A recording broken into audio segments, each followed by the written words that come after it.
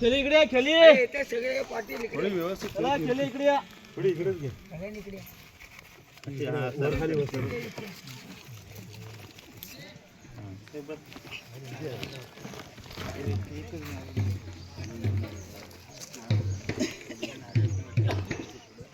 अरे इकडे या सर्व सगळ्यांनी इकडे या. अरे खेळी खेळी खेळी इकडे या.